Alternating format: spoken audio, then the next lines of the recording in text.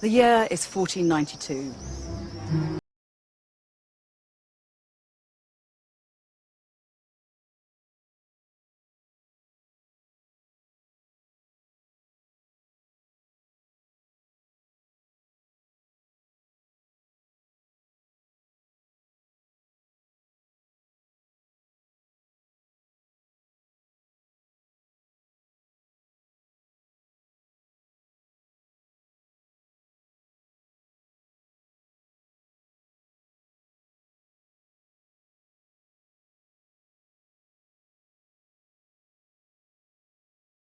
Celebrating a grand victory. Up until this day, Granada had been ruled by Muslims. But Isabella has managed to wrestle control from them. Ferdinand and Isabella's victory marks a turning point for Spain and for Europe. The Middle Ages are over, and the West is about to embark on a new epoch of power and discovery. We tend to think of this as the beginning of an era. In fact, it's the climax of a forgotten chapter in European history, the rise and fall of Islam in the West.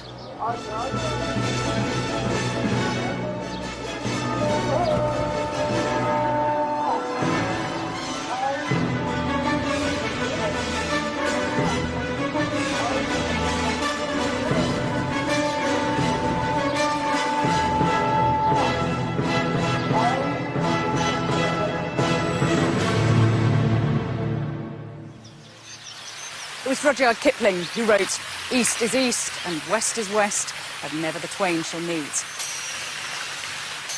And it's a worldview that still has currency today.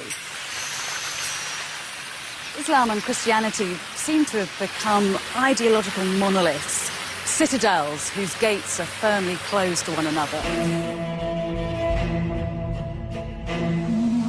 But they haven't always lived such separate lives. In the year 711 AD, Muslim forces invaded Spain and created a society so rich and so powerful it was the envy of the known world. This wasn't the rigid, ferocious Islam of our imaginations, but a progressive, sensuous, intellectually curious culture that for a number of spine-tingling years looked set to sweep through the whole of Europe. It is an incredible story, but one that has been systematically written out of history.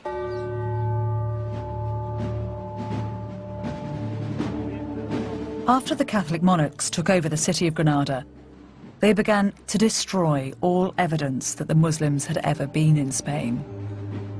In the following century, the Spanish authorities persecuted and expelled 300,000 Muslims and burned as many as 1 million Arabic books.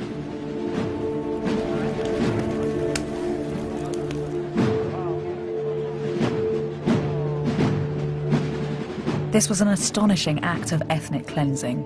It put an end to a civilization which had flourished in Spain for 700 years. These people have become known as the Moors.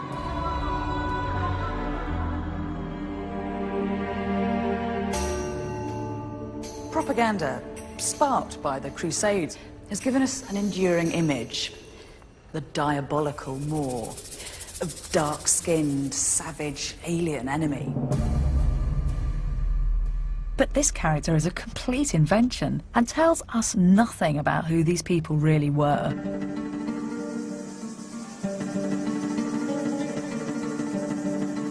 Now, archaeologists and historians are starting to piece together the real story of the Moors in Spain.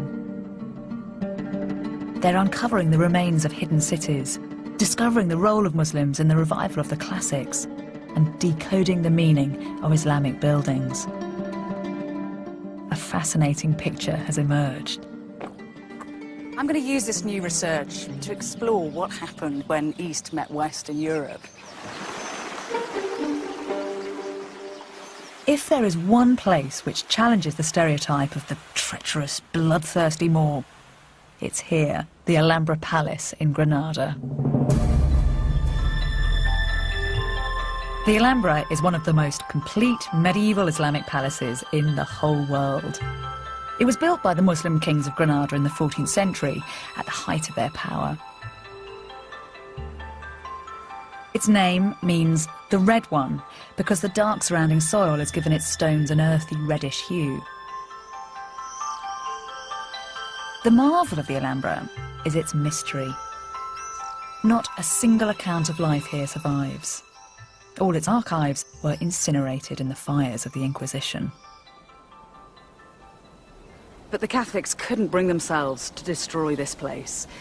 The Alhambra is one of the wonders of the medieval world. And by preserving it, they've kept a box of secrets that we can use to decode the civilization that built it. Inside the palace walls, the architecture is breathtaking. Although the aesthetic of this courtyard is quite cool and minimal now, in its heyday it would have been a riot of colour. Granada was very famous for producing silks, and you'd have had silk hangings billowing in the breeze, and silk cushions and silk rugs where people laid out to eat their dinner and to listen to music. And in fact, it's only when you get down to rug level that you appreciate one of the bits of magic of the place, because from down here, this pool acts like a kind of infinity mirror, and the whole of the palace just looks as if it's suspended in water.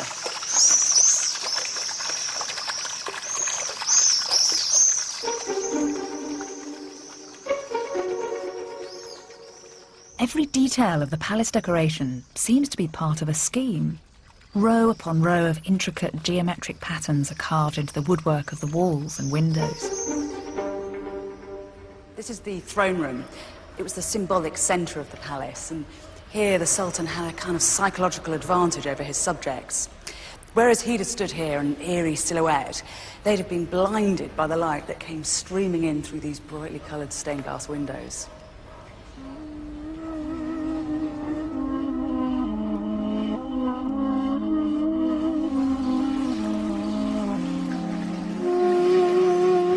The 19th century writer Washington Irving observed, "It's impossible to contemplate this abode of Oriental manners without feeling the early association of Arabian romance.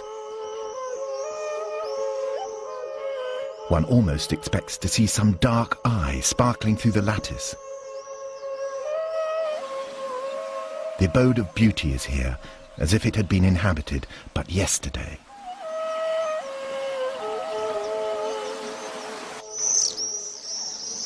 But this is far more than just a beautiful building. There's a specific reason why it feels so harmonious. The men who built it had a knowledge of complex geometry which had originated in the ancient world. The first man to set down these mathematical principles was the Greek philosopher Pythagoras.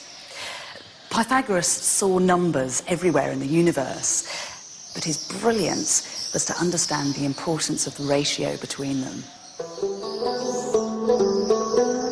Professor Antonio Fernandez Puertas has spent his life studying the Alhambra. He's discovered that the whole of the building, from the ground plan to the wall decoration, is based around one single ratio.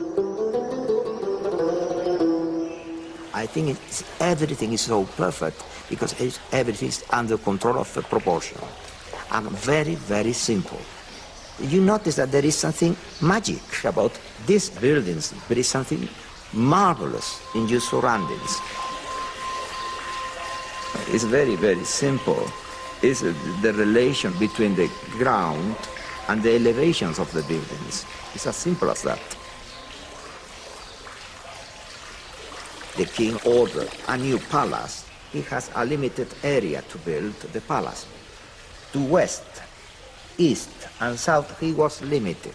Then he did something ingenious and beautiful.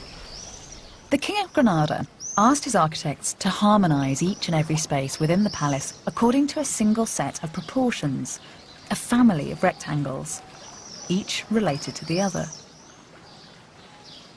If you want to get proportional rectangle, you have the same base. Take the diagonal, put it up, Yes? and you got successive rectangle, proportional rectangle. The key to the Alhambra's design is the simple relationship between the side of a square and its diagonal. If we use the diagonal to make a rectangle, and then the diagonal from that rectangle to make another, we get a progression of rectangles. The fourth rectangle is double the size of the first, and the diagonals in this sequence are in fact the square roots of 2, 3, 4 and 5. A magical sequence. And are they doing all this just with 2 set squares and a piece of string? Yes. That's very clever. Yes.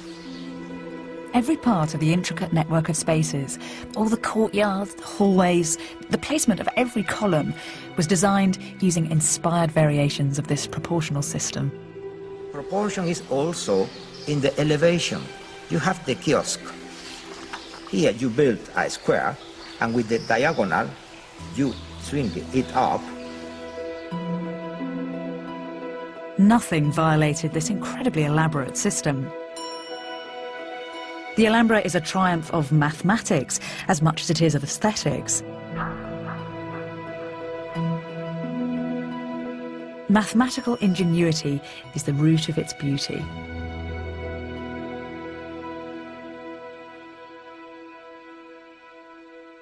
But no one talks about this. Everyone looks at the Alhambra just as an aesthetic experience.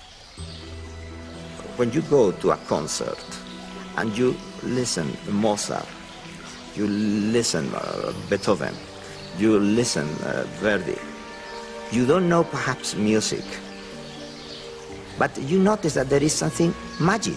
Yes. It happens with that the same. You feel it. The Alhambra is so enchanting. It's all too easy to view it as a fairy tale palace, isolated from history. But that is romantic nonsense. This palace was the product of a very real, very gritty history. The Alhambra was built by a religious empire which, at the pinnacle of its power, dominated land from China to Africa. An empire which had the wealth and intellect to build such masterpieces. An empire whose history goes back to the deserts of 7th century Arabia.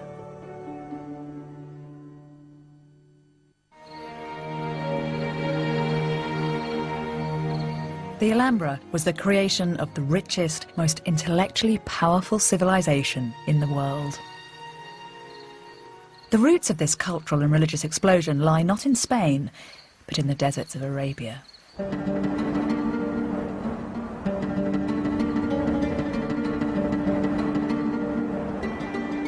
At the beginning of the 7th century in Saudi Arabia, something happened which was to change the religious makeup of the world forever.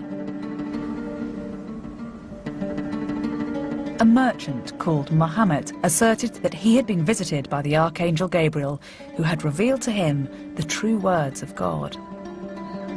These revelations, which came to Muhammad throughout his life, became known as the Quran. And the religion was Islam. This was a time when people were experimenting with all sorts of cults and religions, many of which fell by the wayside. But the Prophet Muhammad and his followers made an important move. They travelled to a desert oasis where they founded a city called Medina. With a foothold in Medina, Islam was no longer just a nomadic desert cult. It had an urban centre with a social structure. As the religion grew bigger, so it grew more ambitious. Territorial expansion was a characteristic of nomadic Arabs well before the arrival of Muhammad. Tribal leaders would initiate razzia, or raids, on their neighbours. And with the advent of Islam, these gained some kind of spiritual significance. This is what one commander was reported to have said in one of the earliest ever Arabic chronicles. "This land is your inheritance and the promise of your Lord. You've been tasting it and eating from it. You have been killing its people and taking them into captivity. You are Arab chiefs and notables. If you renounce this world and aspire to the hereafter, God will give you this world and the hereafter." They believed they were inspired by the power of God. Within decades, Islamic Arabs had reached as far as Persia in the east.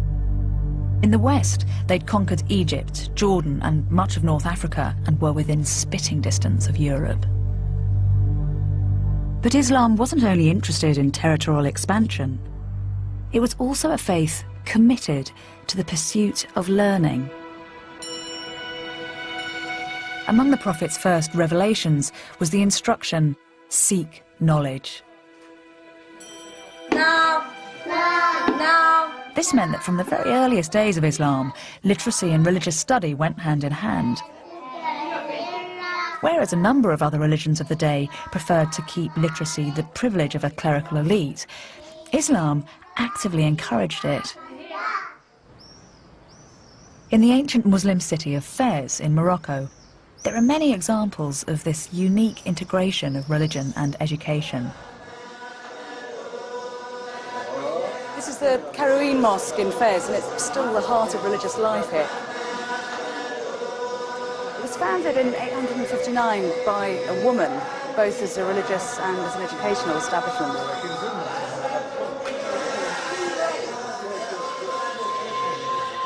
Mosques were used for teaching grammar and literacy to ordinary people. In time, colleges, known as madrasas, were set up. This is the madrasa Bu Inania. Its walls are covered with the rich, rhyming prose of the Quran.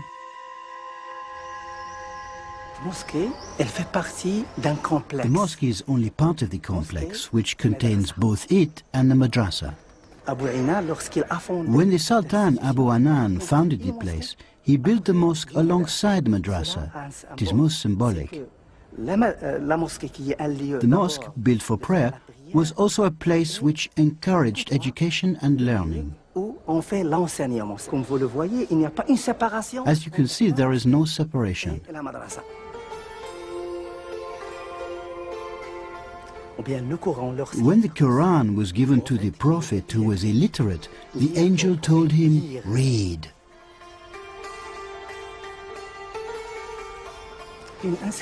These inscriptions carved onto the walls are verses of poetry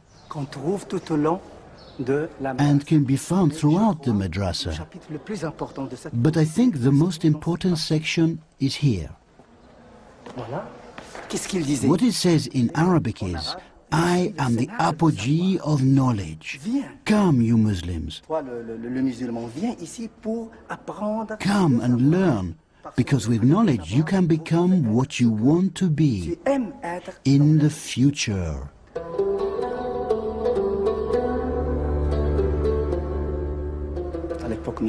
During the medieval period, knowledge was high on the agenda in the Islamic world. Muslim societies produced many books in the various spheres of knowledge, and these books came to be known worldwide. It wasn't just an enlightened attitude to reading which placed learning at the heart of the Islamic world. Necessity was also the mother of invention. Because the Arabs were nomads and desert traders who often had to travel in the cool of the night, they were well versed in using the stars as guiding devices. This developed into a very sophisticated study of astronomy. Then with the establishment of Islam, that knowledge was applied in a new way. Whenever a mosque was built, the prayer niche had to be orientated in direct relation to Mecca, and there were a number of religious festivals that had to fall on certain days in the lunar year. These were complex mathematical problems for which the Muslims devised precise solutions. Islam became a culture which naturally embraced scientific and mathematical investigation. This uninhibited attitude towards learning meant that when Muslims encountered the teachings of other cultures, they seized upon them vigorously.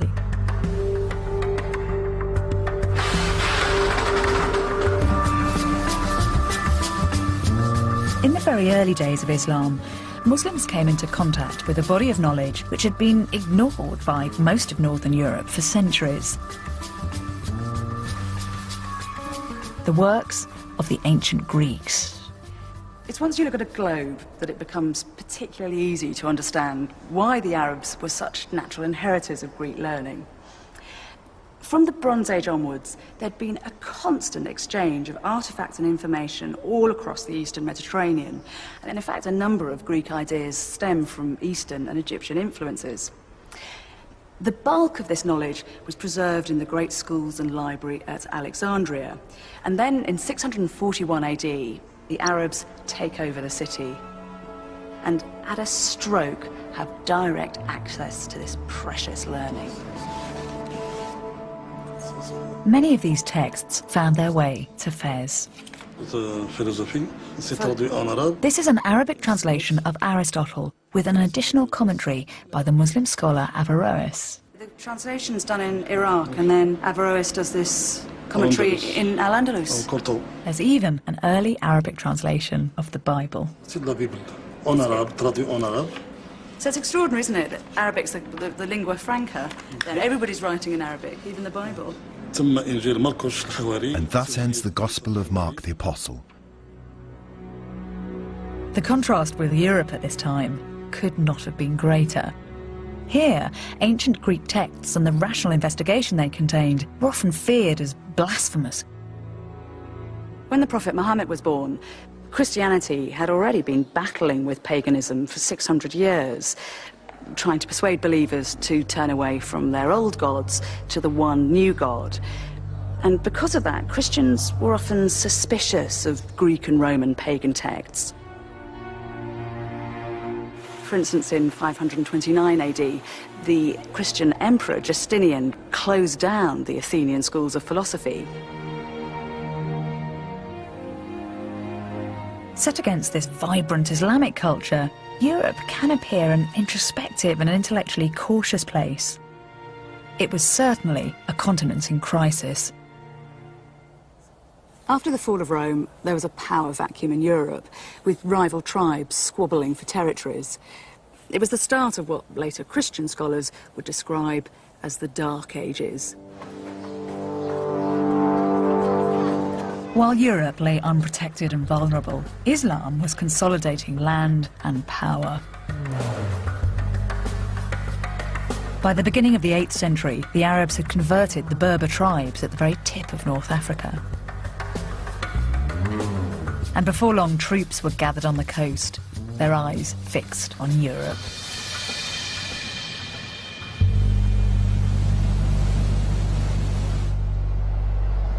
This little stretch of water between Spain and Morocco is only 9 miles wide, but it's come to represent some kind of cultural chasm between Europe and Africa. But in the 8th century, when sea travel was the way to get around, that wasn't a barrier, it was a highway.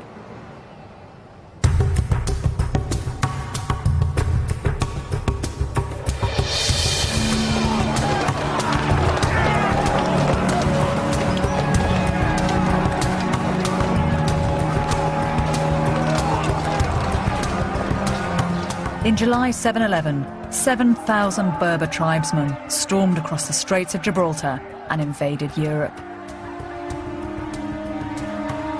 The Muslims then began an incredible process of expansion.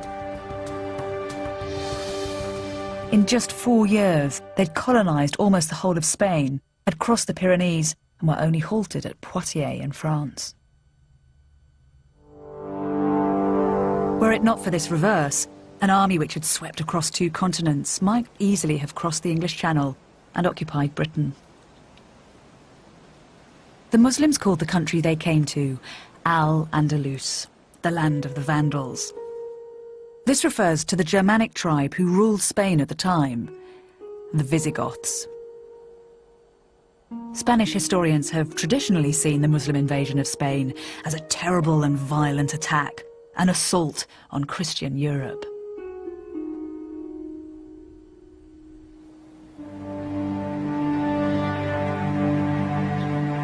In fact, here at the Visigothic site of Rocopolis near Madrid, archaeologists have found evidence which offers a rather different explanation.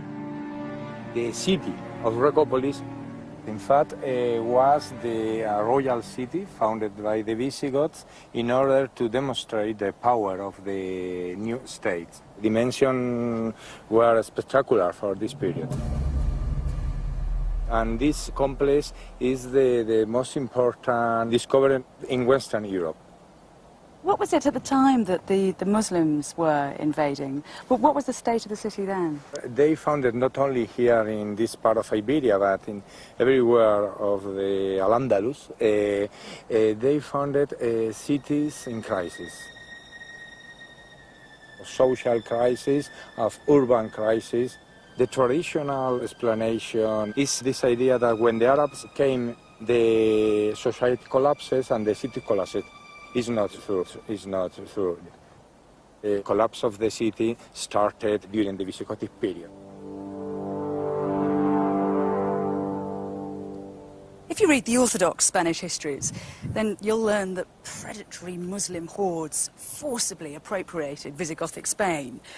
And there certainly were some invasion battles. But at many places, like here at Recitation, it seems that the newcomers were actually welcomed with open arms. We even have treaties where the Visigoths enthusiastically hand over their land in return for effective Muslim protection. When you were excavating, did you find any evidence of violence at the time of the Arab invasion? We don't have evidence of violence. Not at all. In this area was peaceful, and the archaeology is showing another landscape, another explanation too. The Muslims started to build a new society. The enthusiasm for learning that the Islamic world had spent years nurturing was about to be transmitted to Europe.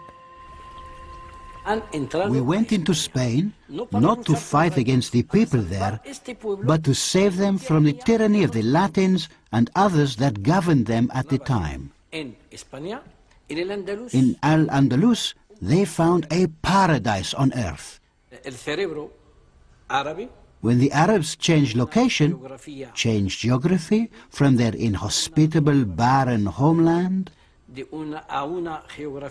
and moved to a rich and fertile country, this was to transform the Arab mind. This is the secret of how such a great civilization came to be born. The foundations of a new society had been laid. A self-confident, progressive and sophisticated civilization had arrived among the failing states of Europe. And the continent's history was about to be transformed.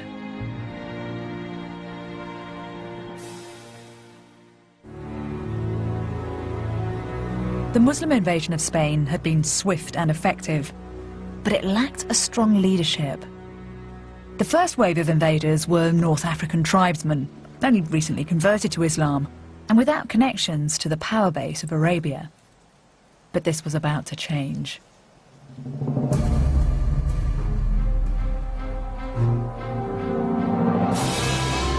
In the capital of the Muslim world, a political coup left all the members of the ruling dynasty massacred. All, that is, except for one, a prince called Abd al-Rahman. Abd al-Rahman was in his late teens when his family was massacred. He managed to escape the slaughter and fled to the hills west of Damascus. His mother had been from North Africa, and Abd al-Rahman must have grown up hearing tales of Al-Andalus. And so he made a dangerous journey across the Nile and the deserts of Egypt, heading for those distant lands.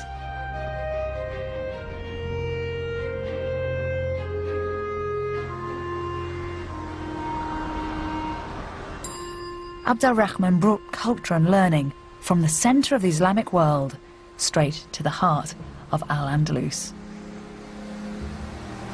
When Abd al-Rahman arrived in Spain, he came here to Cordoba, where the city was in complete disarray. That Roman bridge had collapsed into the river. But Abd al-Rahman set to rebuilding the city.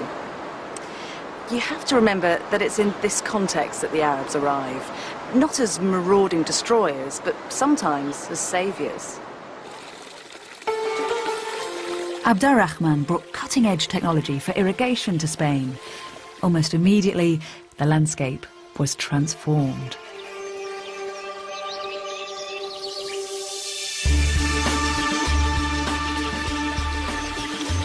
Palm trees, lemon and orange groves, avocados, artichokes and pomegranates, none of which had been seen in Europe. Because of Abd al-Rahman's sophisticated trade network, this new agriculture created huge wealth. And these riches were used to build one of the greatest cities in the world. While the inhabitants of London were still living in wooden houses, the people of Cordoba had built a cosmopolitan city with a population of over 100,000, the largest settlement in Europe. Reports from European visitors to Cordoba describe a city with 70 libraries and over 300 public baths. The accounts tell of houses with running water and roads illuminated by streetlights. You often have to take medieval sources with a fairly substantial pinch of salt because chroniclers were extremely fond of exaggeration. But in fact, the new excavations here at Cordoba are actually revealing a city that was just as rich as the one that they described. These monumental palace walls belong to a Muslim aristocrat, and this channel over here is part of the water system that brought Cordoba its famously effective sewage works, as well as the fountains and the baths that so impressed all those European visitors. Cordoba was described by a 10th century German visitor as the ornament of the world.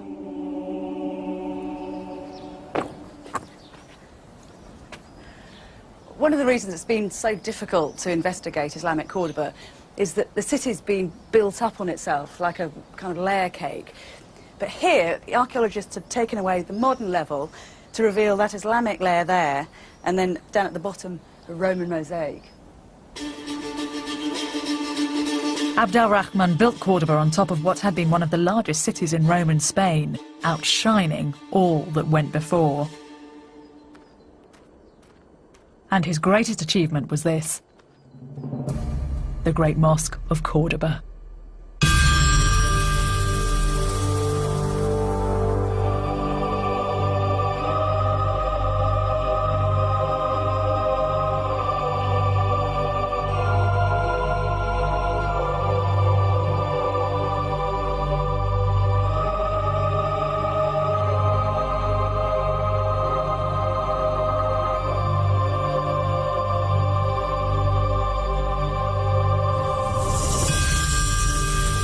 With a floor space the size of 4 football pitches, this is the largest mosque in Western Islam.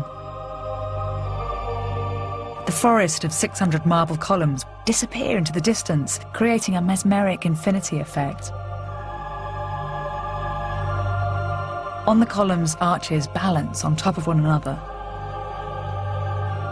Its shell-shaped prayer niche has an extraordinary acoustic, making any word spoken inside audible to the entire congregation.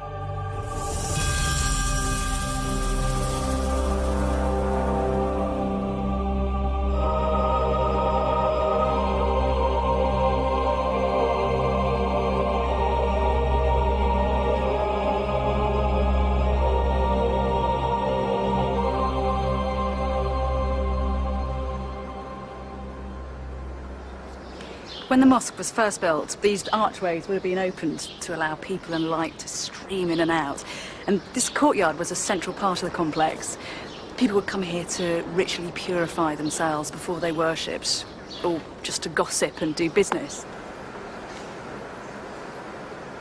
Abd al-Rahman's original mosque was only a fraction of the size of the building that stands today.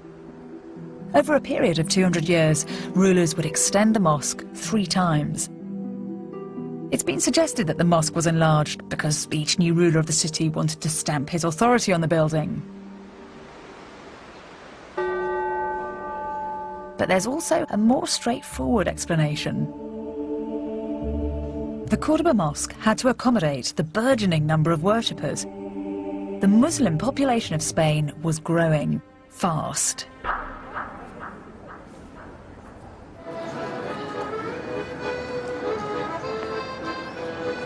modern Spain has been reluctant to acknowledge that its indigenous population converted to Islam in droves.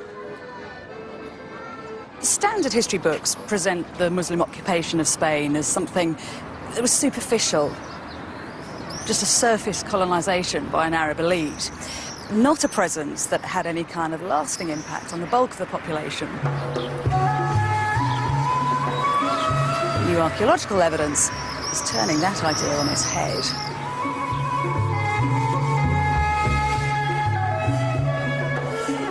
All over Spain, cities like Cordoba were established. Even Madrid was founded by Muslims. The original Arab walls still stand behind the royal palace. How far did Muslim communities spread through Spain? We see remains dating from the time of Al-Andalus almost everywhere, not only in the south of Spain, but also in other parts of Spain. There are emerging lots of sites, fortresses, villages and cities, almost everywhere. People were Arabized, losing the form of Latin they were speaking until then, and they were Islamized in the sense that they dropped Christianity and converted to Islam in massive numbers, really. Were these forced conversions, or was the idea of Islam particularly attractive? It's always very difficult to say why someone converts to another religion, isn't it?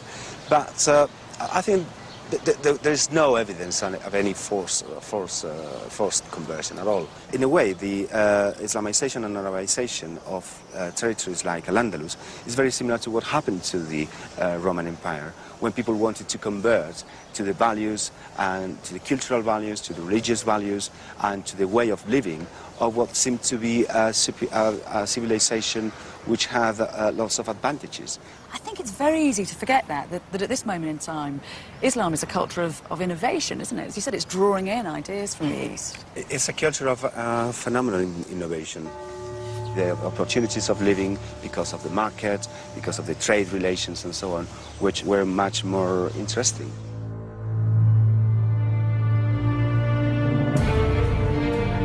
The Islamization of Spain did more than change the name of the god that people worshipped. People converted because this was a religion which had something to offer them. It had wealth, it had social structure, and it had intellectual power. The Arabs brought in one innovation that did more than any other to change the cultural makeup of Europe. And it's this, paper.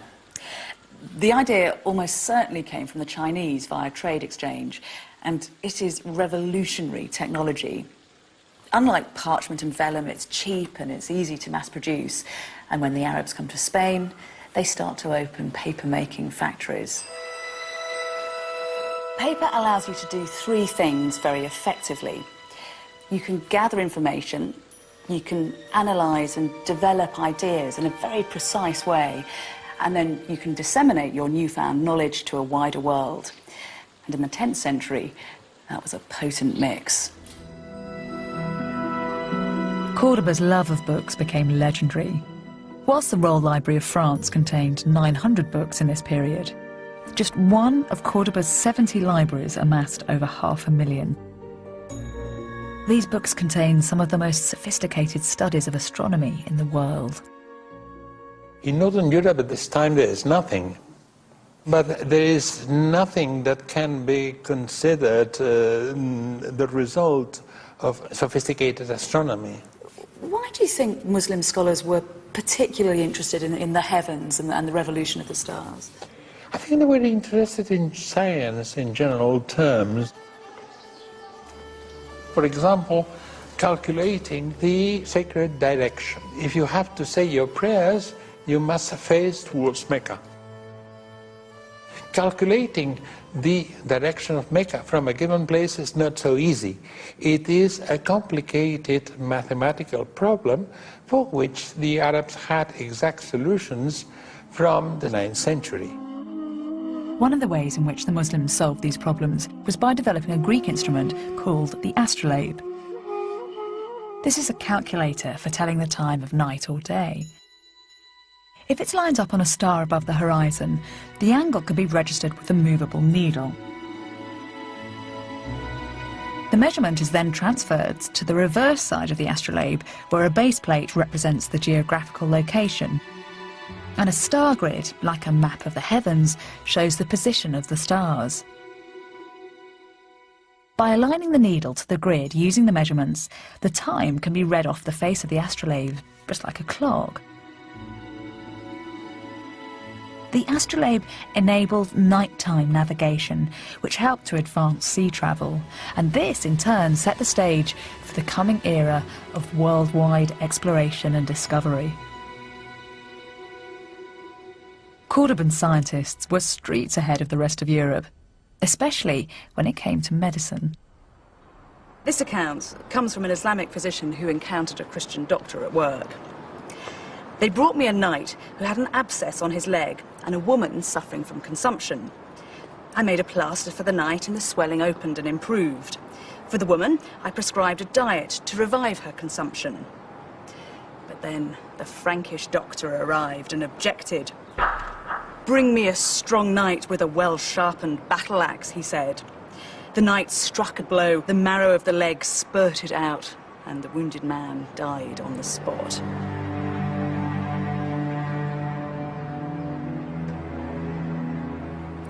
As for the woman, their doctor affirmed the devil must have entered her head. Then he grasped a razor and cut an incision in the shape of a cross, exposing the bone of the skull and rubbing salt into the wound. The woman died in the instant. I returned home, having learnt much about the medicine of the Christians. The hospitals of Cordoba were performing operations which wouldn't be seen in the rest of Europe for hundreds of years. The city's most famous surgeon was a man called Abu Qasis. He spent 40 years compiling a hugely influential medical compendium.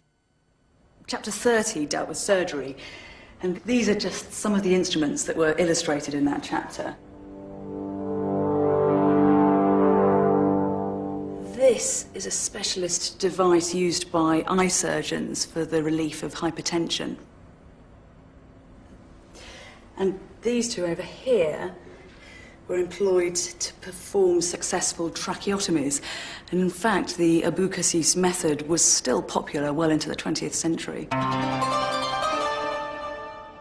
As well as large scientific collections, more everyday documents have survived from Islamic Cordoba. These give a detailed insight to the society that was created here. What kinds of things are being recorded on these bits of paper?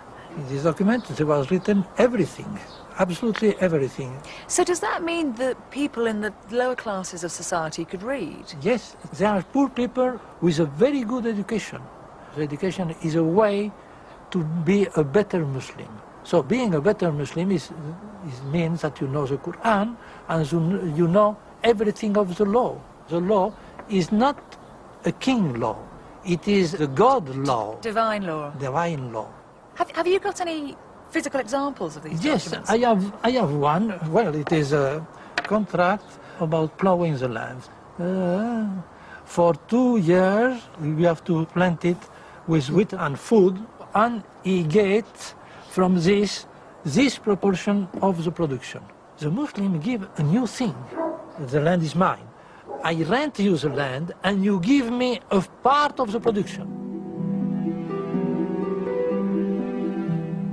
People are interested not in having hunting lands like a lord or squire in England. The landlord rent his land. And it's empowering as well, because if you're the lowest rung of society and yet you have some rights to your own land and you can keep a lot of the produce. Yes.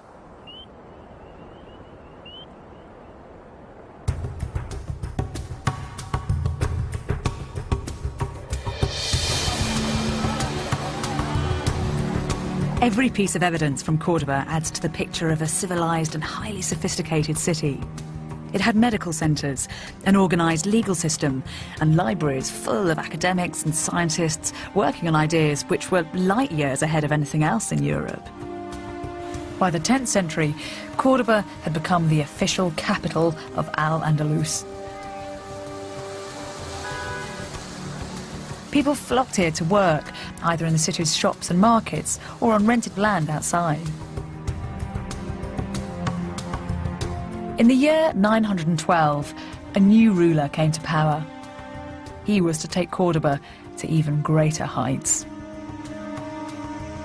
Abd al-Rahman III was only 21 when he became ruler of Cordoba. With a resounding statement of self-confidence, he declared himself the Caliph, the commander-in-chief of the faithful. With that title, he claimed to be the supreme leader of the Islamic world.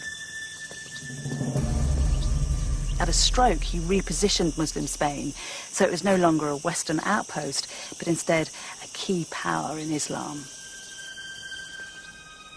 And to complement his role as Caliph, Abd al-Rahman III built himself one of the biggest royal palaces in the world.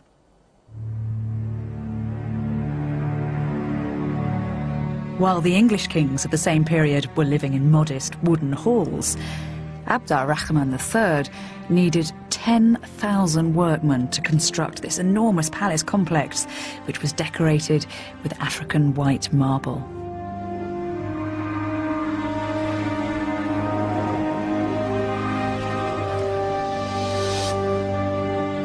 The alabaster palace, surrounded by acres of date palms, was described as a concubine lying in the arms of a black eunuch.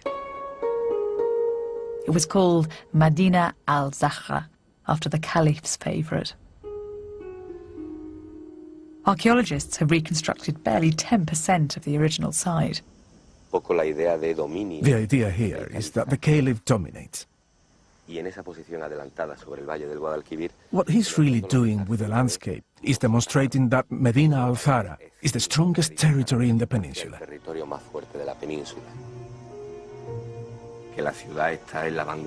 Our excavations reveal the city to be at the cutting edge of technical, architectural and scientific development. Now, to do this on such an enormous scale requires incredible sophistication. Nothing like this existed in the world. At the centre of the complex lies Abd al-Rahman's throne room. What do you think drove Abd al-Rahman to build such an opulent place? Abd al-Rahman had this built during the last year of his life. It was a symbol of consolidation of his economic and political power. Seated in this throne, the Caliph must have felt himself master of all Al-Andalus's destiny.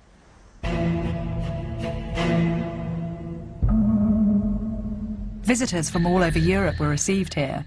A monk from Germany called John of Gauss left a record of his trip. You have to try and imagine the impression this place would have made on John of Gauss. The walls were studded with tiles made of silver and gold, and on the roof there was a massive representation of the heavens. Mechanical lions roared in the corridors, and in the rafters there were mechanical birds that twittered away. Here in the centre of the room, there were two bowls filled with mercury that would catch the light and then send it shattering back out to dazzle the visitors. This is what was written about the climax of his visit. When John arrived at the dais where the Caliph was seated alone, almost like a godhead, he saw everything draped with rare and costly coverings. They do not use thrones or chairs as other people do, but recline on divans or couches when conversing or eating, their legs crossed over one another. There is actually one detail that this account misses out. The Caliph did have a throne, a mechanical throne, that raised and then descended as if he was levitating among his subjects. A refined court culture developed in the palace of Medina al-Zakir, and this was to have an unexpected influence on the rest of Europe. What would the soundscapes of the palaces have been in the 10th century? Perhaps the most basic level would be the sounds of all the different fountains and small running currents, artificial rivers running from room to room. On top of that, we could have heard layer upon layer of different types of music and singing. A variety of different professional instrumentalists. We could easily have heard a lute player sitting in a corner or in any of the various different entryways.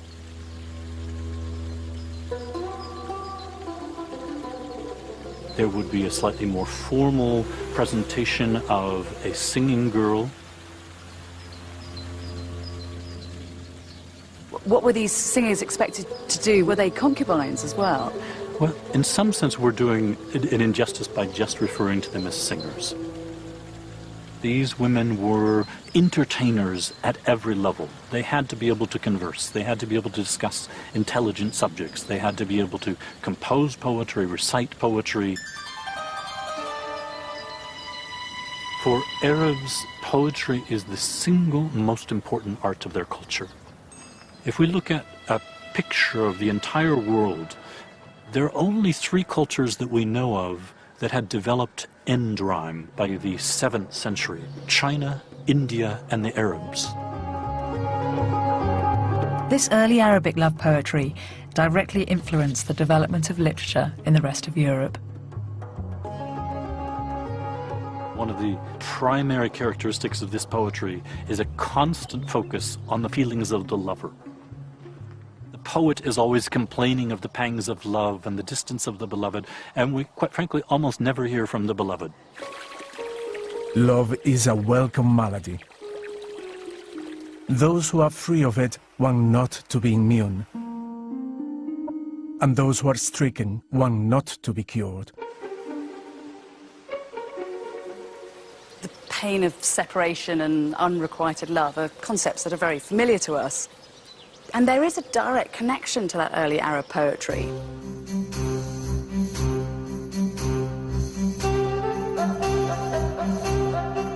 In England, some of our earliest and most enduring stories are romantic tales of knights and damsels, a courtly love tradition brought here by travelling French poets called troubadours.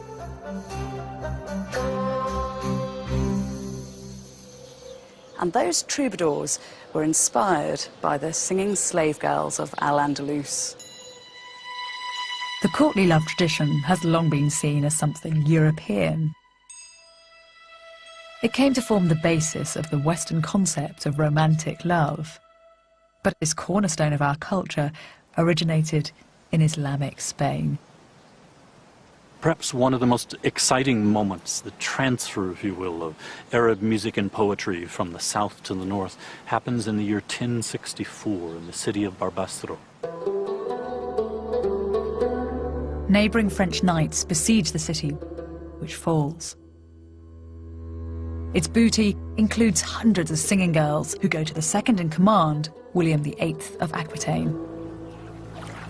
He would receive a large number of Moorish singing girls, which he then took back with him to France.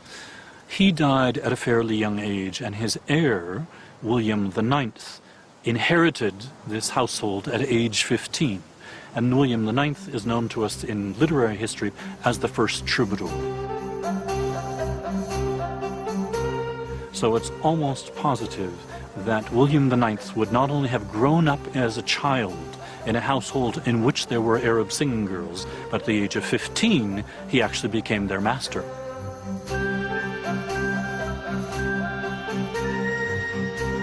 It's one of the few moments where we can say that there's a transfer of singing girls from this point to that point, and then the point of reception is precisely where the first flourishing of troubadour poetry emerges.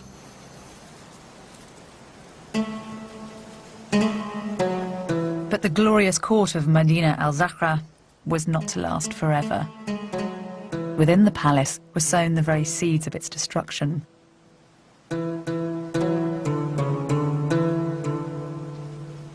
Abd al-Rahman III had invested much of his money and interest in art and culture, and had paid very little attention to the military. There were no generals at court, and citizens didn't have to serve in the army. This is important. The mere fact that the army can't recruit from its own citizens means that it has to recruit more and more foreigners, effectively mercenaries. This is part of the reason for the conflict, which led to the ultimate collapse of the caliphate. When an ambitious courtier usurped the caliphate, the court split into factions. Once the 300-year-old dynasty cracked, it didn't take long for the palace to come under attack.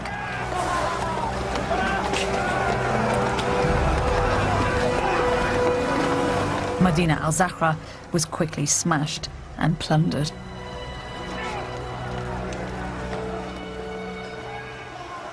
These are the telltale signs that the palace was violently destroyed. They're scorch marks on the marble made when the molten lead that supported the joists in the roof melted as the palace was burnt to the ground. Of course, the history of Spain would have been very different if Medina al-Fara had continued to exist, and if the caliphate had not disappeared.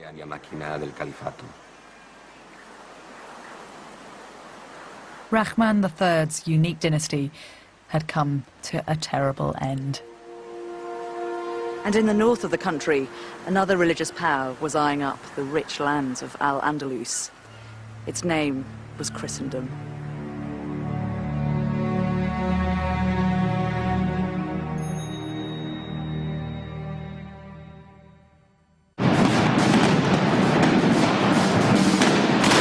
Al-Andalus's golden age was over. By the beginning of the 11th century, Abd al-Rahman's dynasty in Cordoba had collapsed into chaos and disorder. But what happened next was even more devastating. In 1095, Pope Urban II made a call to arms. He ordered a war to remove Islam from the Holy Lands. Pope Urban's speech is agitprop at its finest. When an armed attack is made against an enemy, let there be one resounding cry from the soldiers of God. It is the will of God. It is the will of God. The Crusades had begun.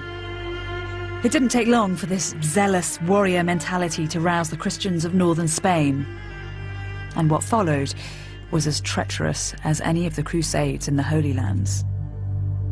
The Christians had always held on to the far north of the country, and now they were gaining ground. Al-Andalus had fragmented into a hodgepodge of isolated city-states. Suddenly, Muslim Spain found herself under attack. Her palaces were raided and her cities laid to siege. Between the 11th and the 13th centuries, an army of Christian kings took over the lands of Al-Andalus. Every year, this conflict is reenacted in towns across Spain.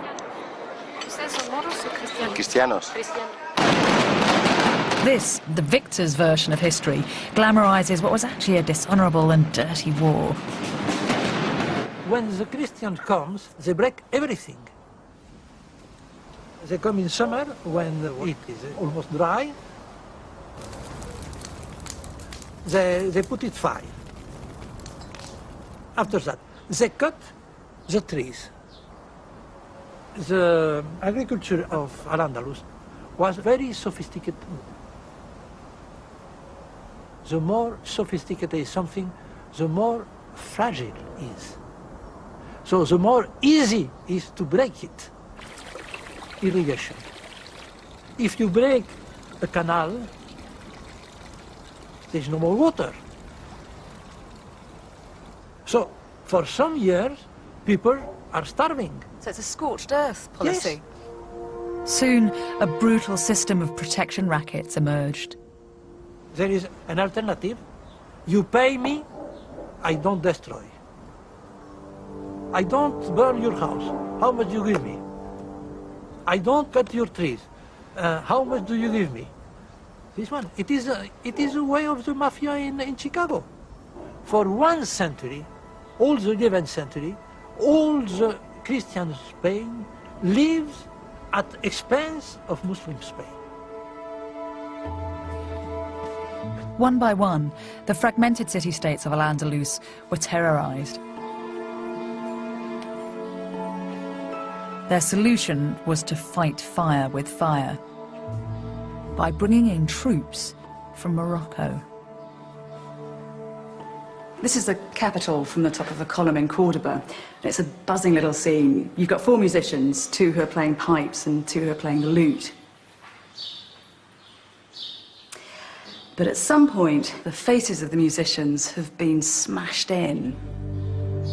This wasn't perpetrated by Christian raiders, but by the new Muslim power who had come to help Al-Andalus.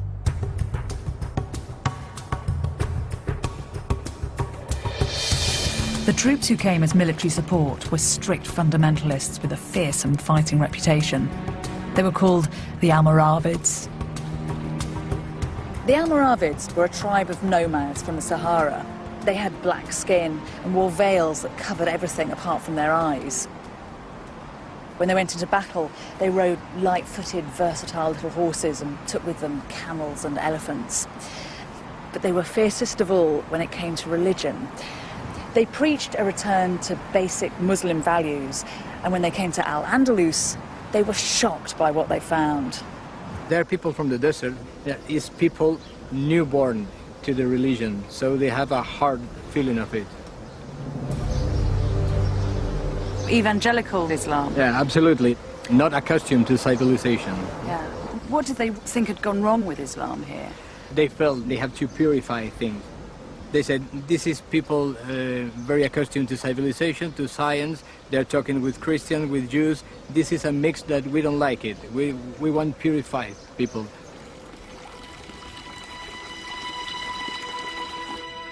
With the barbaric Christian raiders on one side and these new fundamentalist Muslims on the other, Al-Andalus was crushed. It descended into corruption. A Christian king would provide military aid to a weak Muslim king in return for a substantial payment of gold coin. The whole of Al-Andalus was subjected to this system of extortion.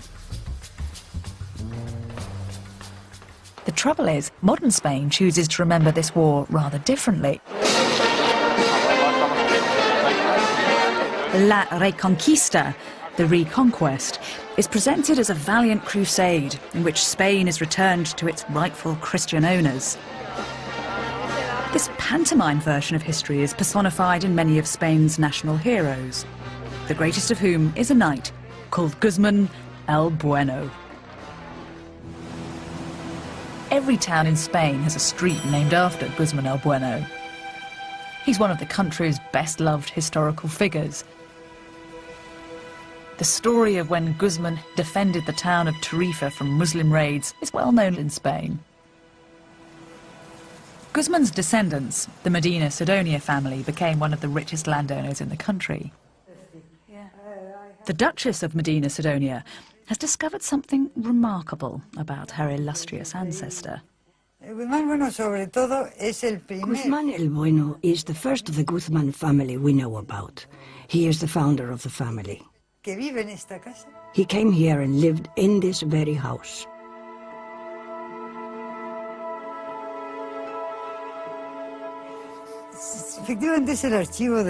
This is the family archive, although it's more than that.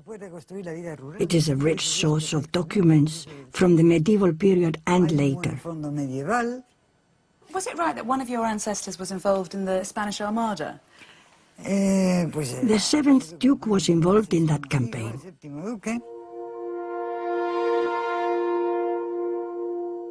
This document dates from 1288. We know my ancestor was in Al-Andalus a year before because he bought a farm. And this document mentions it. It's a permit for him to export 300 bushels of wheat. Look, you can see the word wheat. And what it says is that he is allowed to take this overseas, to where he is from. So, because of the grammar, you can tell that he comes from overseas, not that he was just visiting from overseas. Yes, probably it refers to a place which was part of Morocco, much larger then than now, a place where neither wheat nor hay could grow. The Duchess had discovered that her ancestor, the great Christian knight Guzman el Bueno, was actually a Muslim.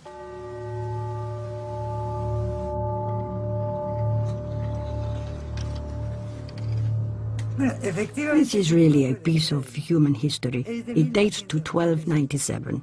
The king refers to Guzman as my vassal because he is a foreigner. Guzman the vassal? If it wasn't written here, I wouldn't believe it. It was very common for Muslims to ally themselves with Christian factions, especially when Christians were warring with each other. It must have been quite a surprise to discover that your ancestor was a Muslim. Yes, a great surprise.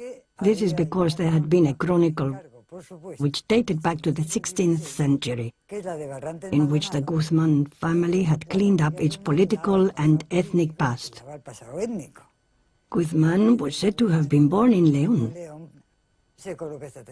They didn't just do this with the Guzman family, but with all the families that had doubtful ancestors, ancestors of doubtful race. They cleaned it all up. We have a whole load of documents here from the Spanish register, and they turn everything we know about Spanish history upside down. The Spanish are simply inventing history. They have turned history into a fable. The idea that the Christians and the Muslims were fighting a holy war was created in Spain long after the Reconquest actually took place. Even Spain's most famous hero, the swashbuckling El Cid, is caught up in this fantasy. In films and books, El Cid is celebrated as a kind of Christian pin-up, a crusader in the fight against the terrible Moor. But El Cid spent his life, like El Bueno, as a mercenary, fighting for whomsoever would pay him. The name Cid means the master in Arabic. So El Cid's an Arabic name? Yes. In fact, he was the king of Valencia when Valencia was an Islamic city, and he didn't change anything there. So he had Muslim allies? That's it. Yeah. That's not the story you hear, is it? No, I think the history is much more interesting than the history you hear. So he was a Christian king, but he didn't force the Muslims that he controlled to convert? No, he was... In fact, we cannot see the Reconquest as a process of conversion. This is a process of trial and error, of people gaining lands and people gaining prestige. It's just realpolitik. It's all about getting land. That's it. We are painting now everything with an religious ideology, but it is not. So religion's a kind of convenient excuse rather than the driving force? Absolutely. Religion is always an excuse. El Cid and Guzman el Bueno weren't simply Christian soldiers fighting a Muslim enemy. If anything, this was a civil war, with both sides desperately scrabbling for land and wealth. The idea that the Reconquest was something cut and dried, black and white, something that cleaned up society is absurd. I don't know who came up with that idea. The Spanish historian Palencia said that the Reconquista was nothing but a civil war between Spaniards of two different faiths. Spain is full of dazzling reminders of how the righteous Christians won the country back from the diabolical Moor. The country's most popular saint is called Santiago Matamoros, St. James, the Moor Slayer. But this romanticised version of history distorts the true nature of this conflict. This was not a holy war.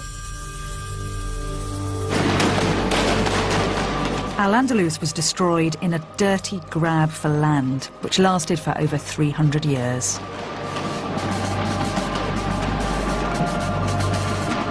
And in this conflict, the more refined society was the one least equipped for war.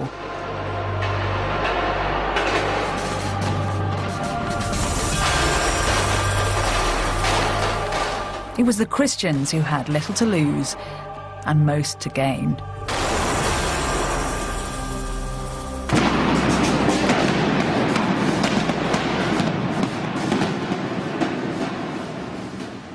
And what happened when the Christians began to take over exposes a curious respect for Muslim culture. When the Christian King Peter took control of Seville in 1248, this is what he had made.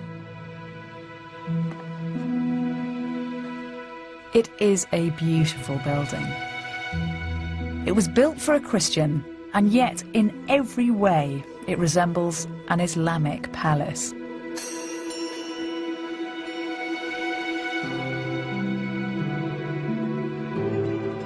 On the walls there are inscriptions from the Quran, and above the door there are dedications to its owner, calling him Caliph rather than king. The conqueror has been conquered by the culture.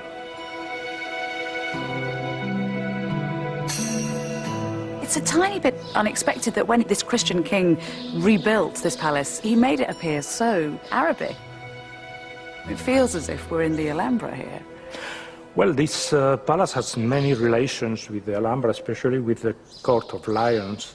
Both builders, King Muhammad V of Granada and King Peter I of Castile, were friends. You have to consider that in Europe, at this time, there was not an architecture of such a splendor comparable to Al-Andalus. And this made a very big attraction for the Christians. And this is why this architecture was used by the Christian to show to the nobility of the kingdom the power, the authority, this room covered with this marvelous dome. It symbolized a power, because it's the heavens that turns around the king.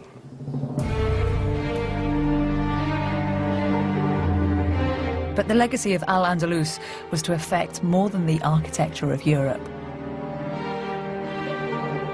In the midst of this terrible struggle, something incredible was to happen, which would fire the minds of Europeans and expand our intellectual horizons.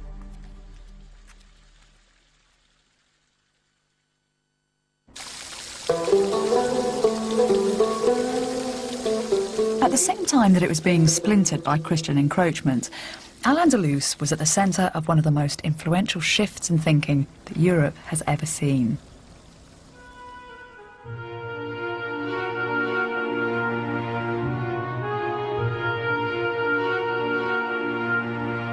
Between the Middle Ages and the modern era, Europe underwent a massive intellectual and cultural revolution. This shift, known as the Renaissance, transformed the human experience. It prompted the exploration of science and the arts and changed the way that men and women saw themselves in relation to God.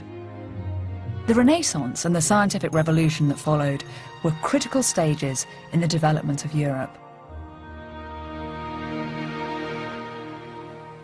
The origins of the Renaissance are generally believed to lie in Italy, where a renewed interest in the classics had a huge impact on art and culture. But the foundations of the Renaissance were laid much earlier, and not in Italy, but in a town called Toledo in Islamic Spain.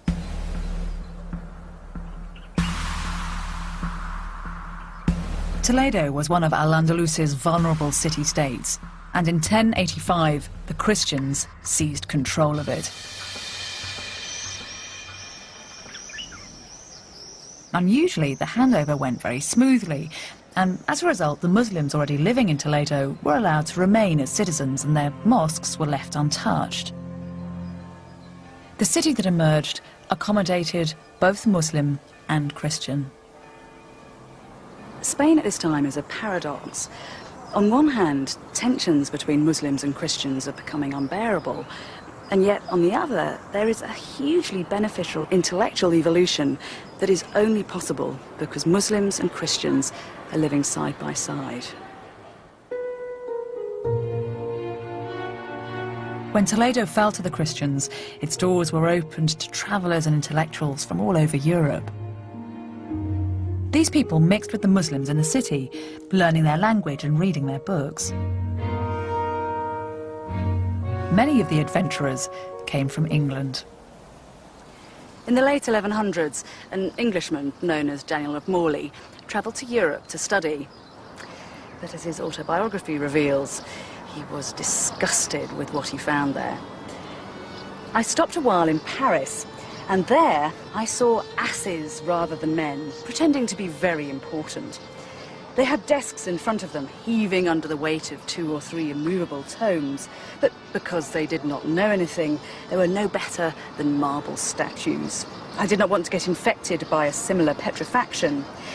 But when I heard that the doctrine of the Arabs was in fashion in Toledo, I hurried there as quickly as I could so that I could hear the wisest philosophers in the world. Just as the fall of Alexandria had made a massive body of Greek knowledge available to the Arabs 400 years previously, now the Christian conquest of Toledo passed this storehouse of knowledge on to Europeans, who flocked here in their hundreds. At the backs of shops and in courtyards, groups of men started to gather together, Christians, Muslims and Jews, to work on texts that had been stored in the archives of mosques and churches. These were extraordinary manuscripts, translations of Aristotle and Plato and Euclid, as well as original works by Arabic mathematicians, astronomers and alchemists. This was a resource like no other in the rest of Europe. It was intellectual dynamite. People came from all over Europe. All these works that were lost in Europe could be found in Toledo. There was lots of wisdom here. How did the translators work together here in Toledo? In the first period, there was usually 2 people working together. And then another person who was learned in Latin would write it down in Latin. And that was, I think, the target of working together, and it was very clear. I think it really made it more accurate because it was a teamwork.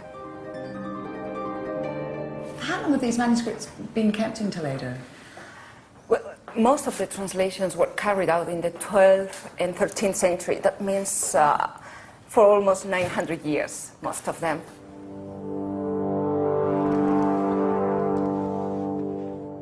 And here we have the preface in red. That's where we learn about the process of translation. In this case, we read that this book was translated by Khyr of Cremona.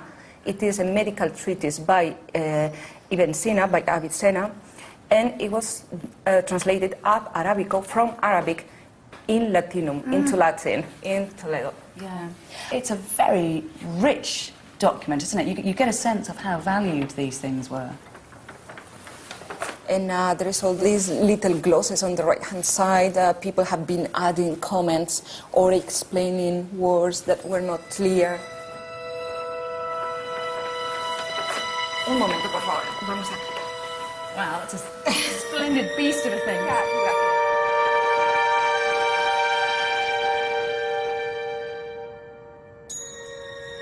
Is this looks like it's a work of Aristotle, is it? Yeah, this is the Rhetorica by Aristotle. Rhetorica Aristotelis. And here we are, look, here's the man who's working on it. Hermanus Alemanus. Yeah, Herman the German. Herman the German. Yeah, even Germans came all the way to Toledo to find all these texts. In this case, it is a commentary by Averroes on the text of Aristotle. Ah. And both are translated together. So it's got added value because you've got new Arabic thought coming into the classical text. Yeah, they are adding, they are supplementing, they are completing what was transmitted from the ancient world. Knowledge really is power at this time in history. It is. Having a book was something very, very valuable. Do you find during this process that words slip from one language to another? Absolutely. Chemia, that word came into Western languages as chemistry. But we have another word, alchemy, that comes originally from Greek through Arabic. They added the article in Arabic, al, and that gave alchemy. English is full of words which came into the language from Arabic in this way.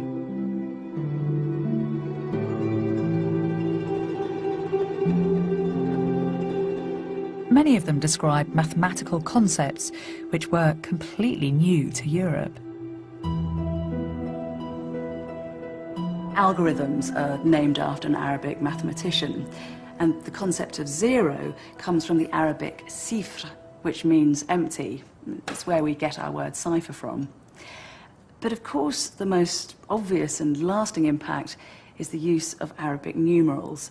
And in this Spanish-Latin text, which dates from around about 986 AD, we have the first example of Arabic numerals written in Europe. Here they are. 1, 2, 3, 4, 5, 6, 7, 8, 9. Imagine trying to do something like multiplication with Roman numerals. Once the numbers get above a certain amount, they are ridiculously unwieldy. This new, agile numerical system made everyday things like bookkeeping and accounting more accessible.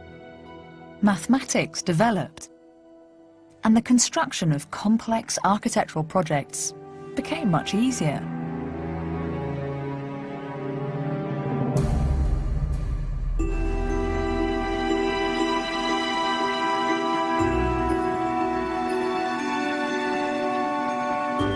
Recently, archaeologists renovating the roof timbers of Salisbury Cathedral in England made a discovery which clarifies this story.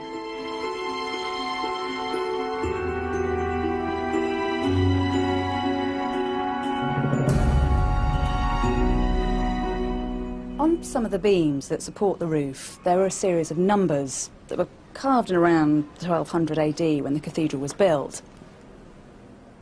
Now, that's a 3, and obviously it's familiar to us today, but in its time, it was a curious and progressive symbol. At this time, everyone in England was still using the clunky old Roman numerals, but here in the rafters of one cathedral, a new trend appears to have caught on. These numbers, the numbers that we use today, the fact that they're here is proof that the ordinary craftsmen who carved them benefited from an explosion of knowledge that started in Arabia and spread through Europe via Islamic Spain.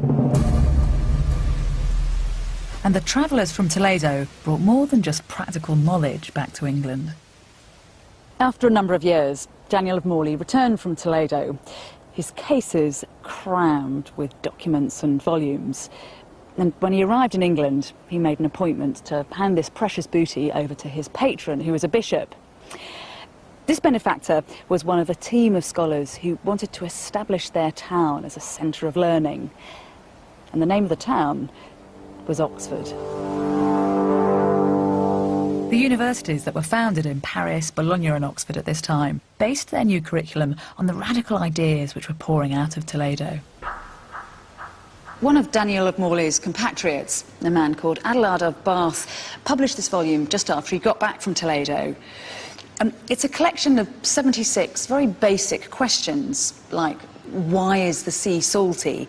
Why are there tides? How does the globe hang in the air? And do animals have souls? The questions are seemingly simple, but they embody a new spirit of rational inquiry, where a blind faith in God is challenged. And Adelard of Bath admits his debt to the Muslims in pursuing this line of inquiry. He writes, "From the Arabs I have learnt one thing, to lead by reason. I will detract nothing from God, but very carefully listen to the limits of human knowledge. Only where this utterly breaks down should we refer things to God." The Muslims developed a massive program of translations in which they translated from Greek into Arabic everything that had reached them.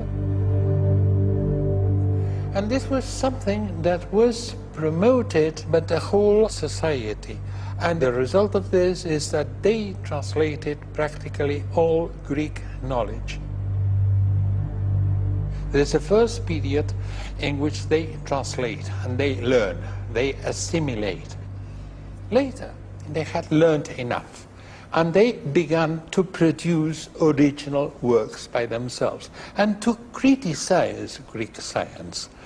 And of course, one cannot say that the Arabs were mere transmitters of Greek science. They were the people that continued the work of Greek scientists until they led all this research into a final crisis. And this final crisis was the crisis that brought the Renaissance and the scientific revolution. if they had not done this, Renaissance and scientific revolution would have been impossible. It would take time for these groundbreaking ideas to become assimilated into Christian Europe. But once they were, Western intellect was transformed. The works of Aristotle were taught in the new universities. The medical treatises of Avicenna were used in hospitals. And Arabic translations of Greek geometry and those new Arabic numerals were passed on to craftsmen and architects. This was a critical stage in the growth of Western thought. We should no longer see the Renaissance as a rebirth, but the continuation of an intellectual movement which had been nourished centuries earlier by Muslims. The Italian Renaissance is famous for reviving classical learning, but in fact what's happening here 400 years earlier seems to be just as vital. Do you think that Muslim scholars aren't given due credit for what they're doing in Islamic Spain at this time? It is not something that you would learn about in school, probably, or even at university. It was probably conscious process of neglect, and now we are still suffering from that. Extremely selective history writing. That's right. It is due to the conflict that existed between the two worlds.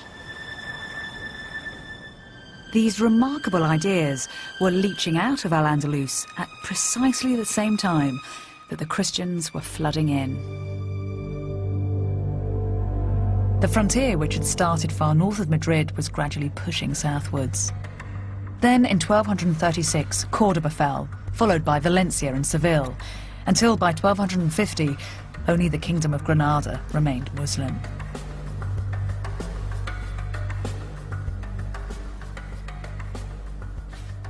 From now on, Spain would concentrate on cleaning the Muslim presence from its country. The Islamic influence on Europe has been quietly laid down, but when it came to the physical expulsion of the Muslims from Spain, that would be an act that was anything but subtle. It was shocking and absolute.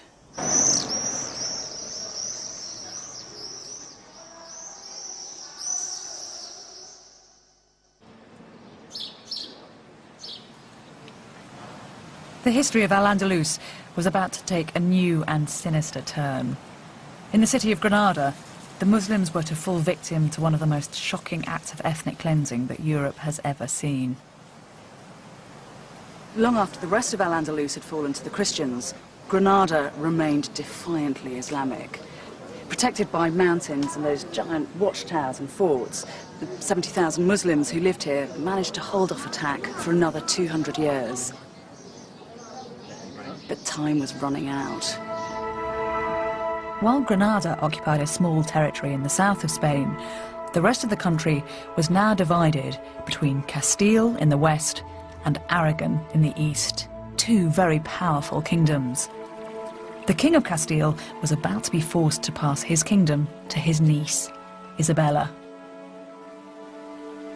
Isabella was headstrong and passionate, but she also had an acute political mind. In 1469, at the age of 18, she married her second cousin, Ferdinand, the dashing heir to the throne of Aragon. Now, the two most powerful Catholic dynasties in Spain were united, and the reconquest was edging ever closer to completion. Granada was blocking Isabella's vision of a unified Spain, and so it had to be reclaimed.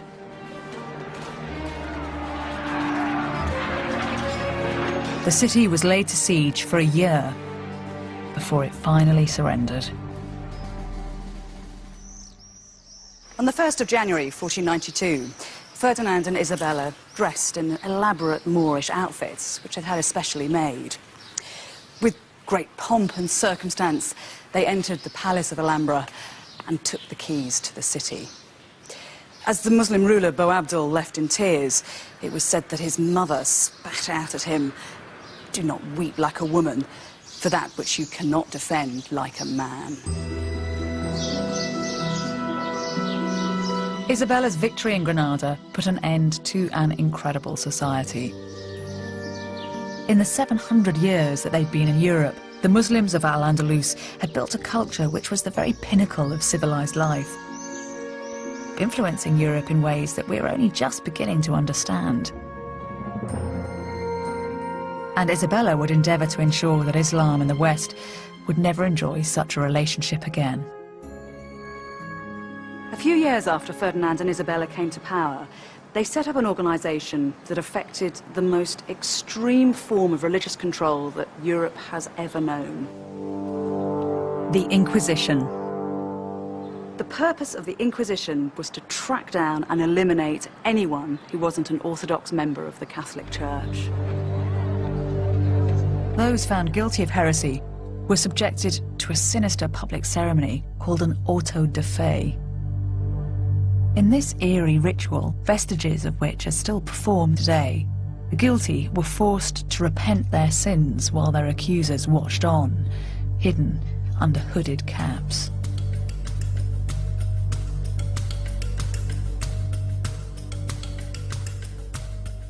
The sinners were then detained. Some were burnt at the stake. Most had their homes and livelihoods taken from them. In 1526, the Spanish Inquisition came to Granada to deal with the Muslim problem. Muslims were labelled heretics and given a stark choice: convert to Catholicism, leave the country, or be punished.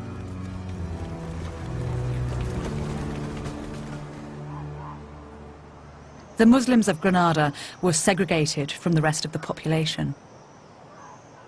Their ghetto survives as the old quarter of the city today.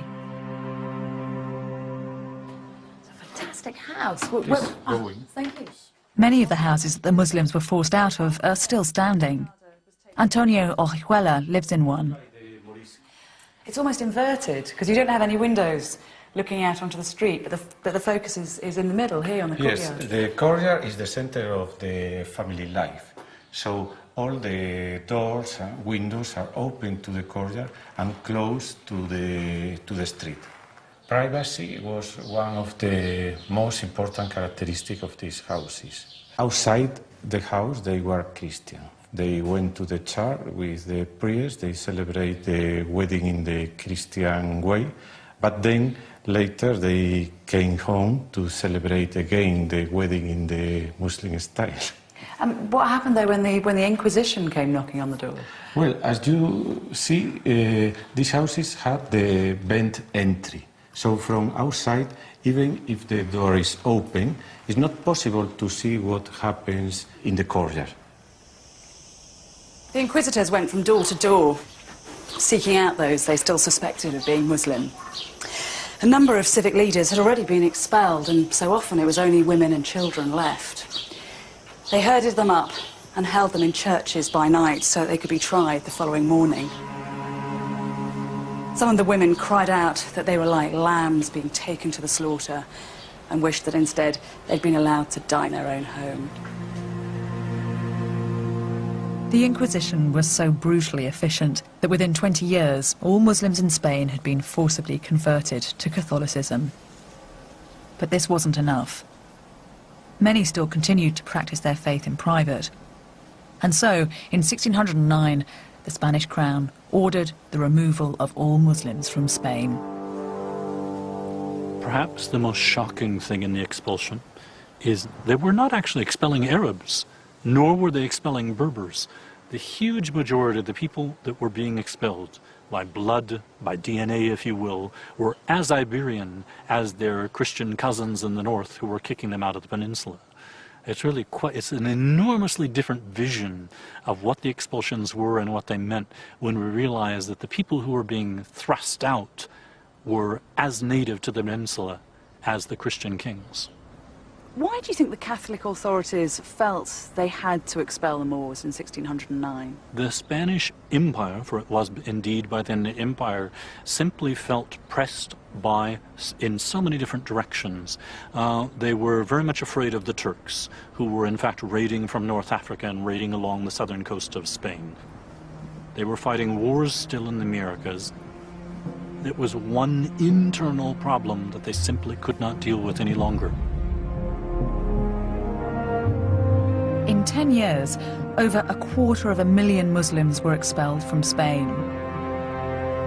Forbidden to take any possessions with them, most sought refuge in North Africa.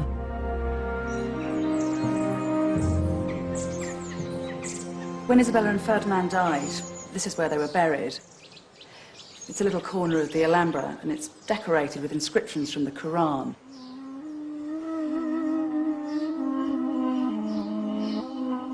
They read, "There is no true God but Allah."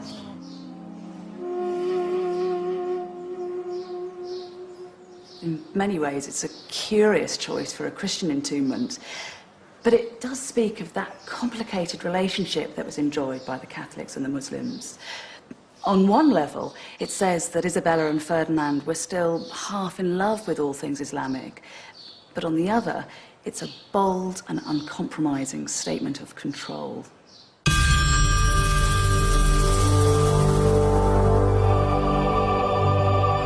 And in Cordoba, the new Catholic rulers did something unbelievable. In a daring act of what can only be described as inspired vandalism, architects gouged out the centre of the mosque. In its place, built one of the most spectacular cathedrals in Spain.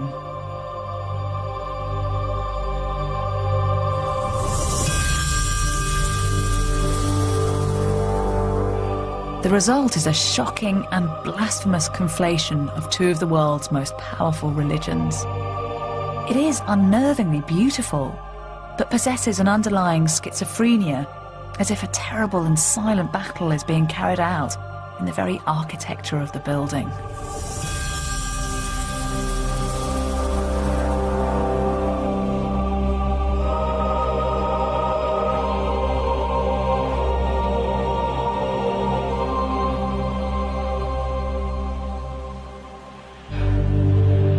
Spain's troubled relationship with its Muslim past continued into the 20th century.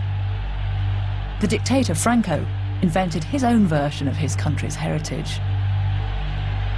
Franco, this period was somehow interrupting what was for him a continuum history. He wanted somehow to, if not delete it, he wanted to forget about it.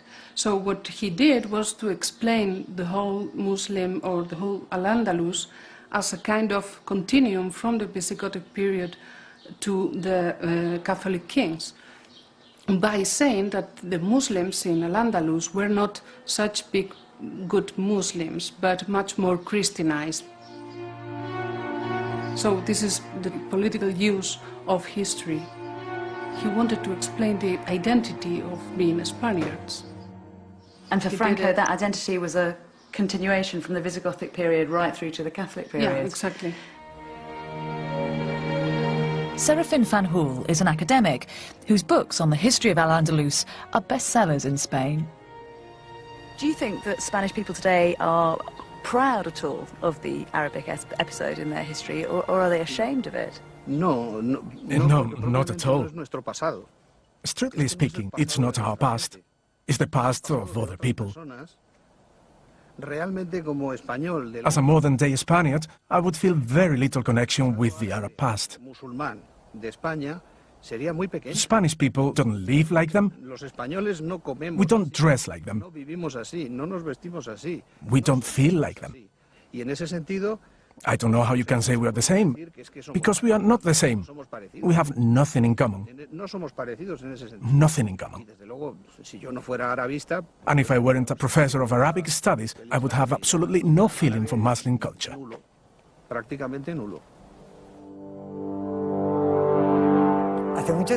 For a very long time, people have protested and urged that history be truthfully told, that they not be fed this nonsense. But this is the inheritance of the Inquisition. The Inquisition's character is alive and well. I can tell you one thing. Spanish people have a tendency to prevent others from speaking their minds, a tendency to try and control the way others behave and think. You can be sure that when you try and speak the truth, you pay for it. And so Al-Andalus fell. East became East, and West became West. Two distinct cultures, politically and religiously divided. And yet, what the history of the Moors shows is that these two cultures are also linked in ways that we might never have imagined. The West has been inspired by Islam, but more than that, it was in the very act of fighting the Muslims that Europe consolidated its identity.